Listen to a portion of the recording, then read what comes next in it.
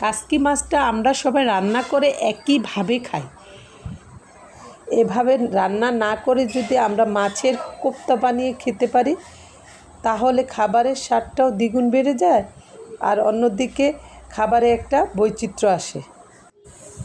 Hello, আসসালামু আলাইকুম everyone. আপনারা সবাই কেমন আছেন? আশা করি নিশ্চয়ই ভালো আছেন। আজকে আমি বানিয়ে নিব কাসকি মাছের কোফতা। কাসকি মাছের কোফতা বানাতে যা যা লাগবে আমি সব কিছুই নিয়ে নিয়েছি। প্রথমে ধুয়ে রাখা কাসকি মাছটা একটু ব্লেন্ড করে নিতে হবে। এর সাথে আমি কুচি পেঁয়াজ কিছু দিয়ে দিলাম, কাঁচামরিচও দিয়ে দিলাম কয়েকটা। এখানে আপনারা ইচ্ছা করলে পাটায় বেটে নিতে পারবেন। ব্লেন্ড করা কাসকি মাছের সাথে আমি মাছের অর্ধেক পরিমাণ ডাল বাটাও দিয়ে দিয়েছি।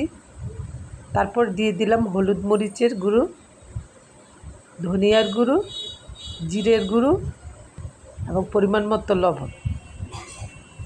আদা রসুনের পেস্টও দিয়ে দিলাম। তারপর সামান্য লেবুর রসও দিয়ে দিচ্ছি। সবগুলো একসাথে ভালোভাবে মিশিয়ে নেব। এখানে আমি পেঁয়াজ কুচিও দিয়ে দিলাম।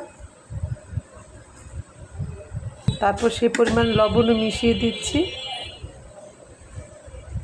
আসলে মাছ রান্না করতে আমরা যা যা মশলা ব্যবহার করি এর সব কিছুই আমাদের দিয়ে দিতে হবে, পরিমাণে একটু বাড়িয়ে বাড়িয়ে। তারপর ভালোভাবে নেড়ে চেড়ে মেখে নিচ্ছি।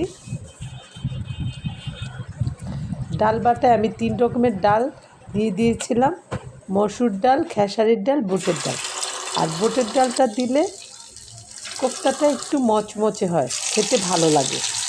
আর সব কিছু উপকরণ একসাথে ভালোভাবে মেখে আমি একটা প্যানে তেল গরম করে আমি কোফতাগুলি সব বিছিয়ে দিয়েছি। এখানে চুলার আঁচটা মিডিয়াম রেখে কোফতাগুলি সব ভেজে নিতে হবে। অতিরিক্ত আঁচও রাখা যাবে না, পুড়ে যাবে। কম আঁচে কোফতার ভিতরে তেল ঢুকে যাবে।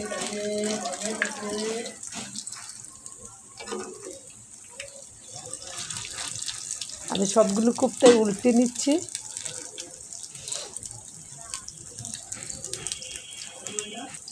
বেশিরভাগ বাচ্চারা এসব মাছ আসলে খেতে চায় না। আমরা যদি বাসায় এরকম করে কোফতা বানিয়ে দিতে পারি তখন বাচ্চারা অনেক বেশি পছন্দ করে।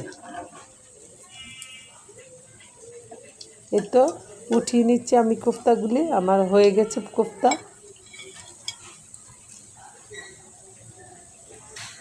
আবার কথা হবে। ভালো থাকবেন সবাই। আল্লাহ হাফেজ।